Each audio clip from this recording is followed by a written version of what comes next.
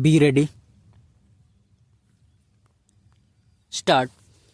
The short issue involved in this case is whether the service rendered by the petitioners in the Supreme Court Legal Aid Committee and Supreme Court Legal Services Committee prior to the promulgation of the Supreme Court Legal Services Committee Rules 2000 is to be counted while calculating their qualifying service for determination of pension. Stop para.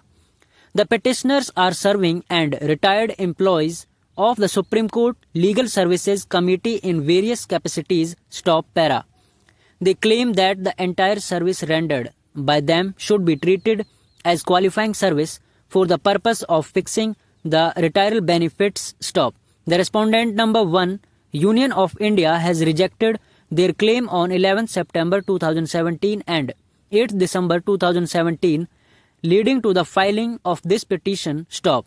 The case of the petitioners is that their claim is squarely covered by the judgment already rendered in their favor in writ petition civil number 267 of 2008, wherein, considering the effect of the rules which are now under consideration, their entire service was taken into consideration for fixing the pay and allowances, and they were given complete benefit of Rule 6 of the Supreme Court Legal Services Committee Rules 2000. Stop.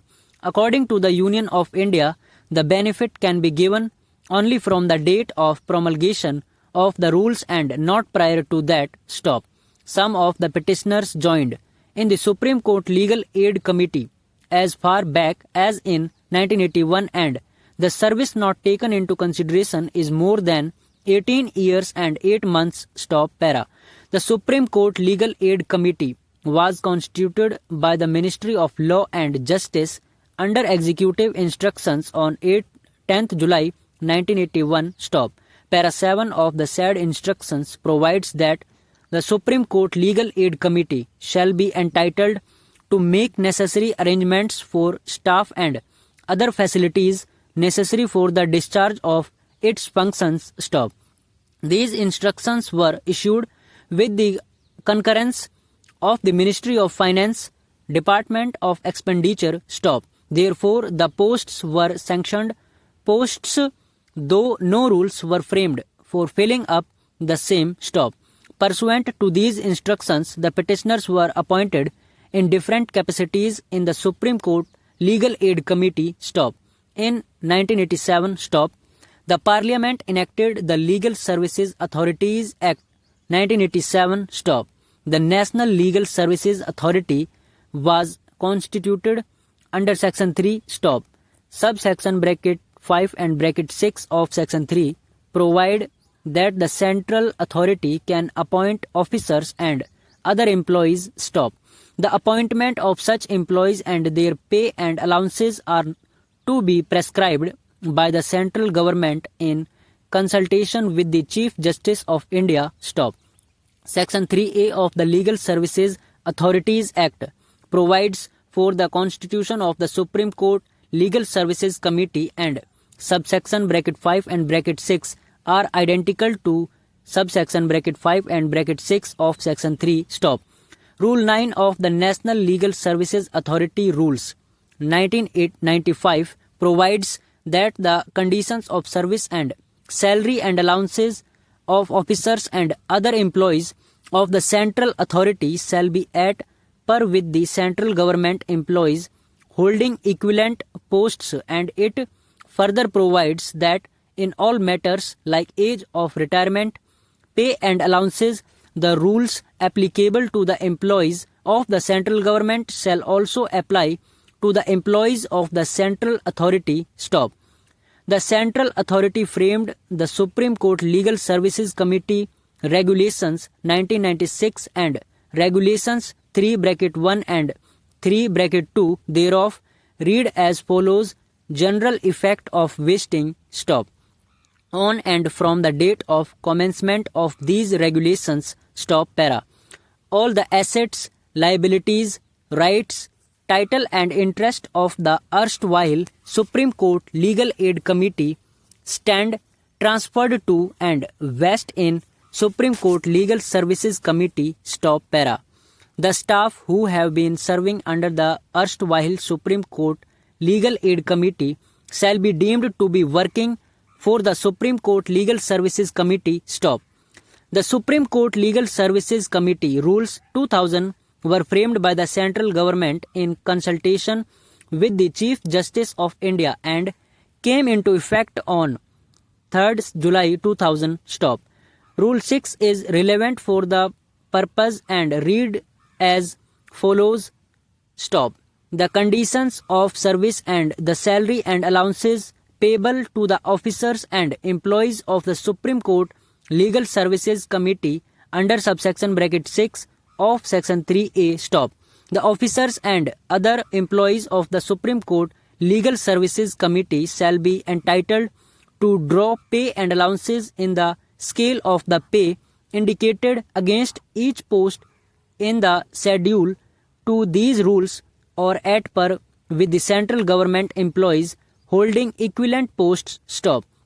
Sub rule bracket 2 of rule 6 of the Supreme Court Legal Services Committee rules clearly states that in all matters like age of retirement, pay and allowances and benefits on retirement, the officers and employees of the Supreme Court Legal Services Committee shall be governed by the central government rules. Stop. Para.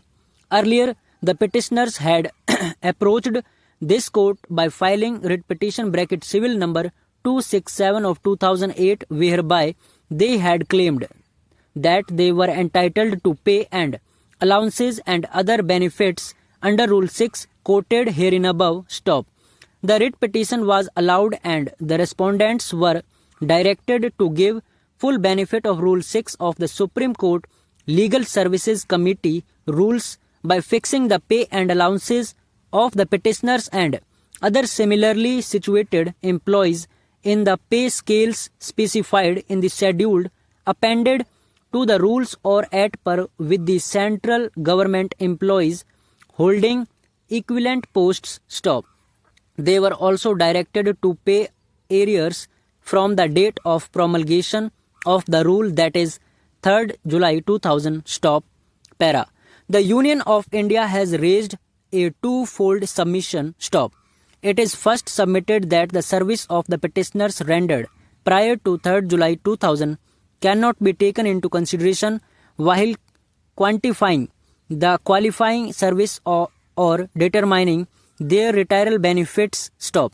It is secondly contended that this plea could have been taken in the earlier writ petition and in fact such a plea was raised, but finally the court did not grant this relief and stop. Therefore, they cannot file the second petition. Stop. Para. From the facts narrated above, it is apparent that the Supreme Court Legal Aid Committee was created under administrative instructions of the government. Stop. Thereafter, the Legal Services Authorities Act 1987 came into force. Stop. The services of the officers and employees were governed by Rule 3A and after 2000 they are governed by the Supreme Court Legal Services Committee Regulations 2000. Stop.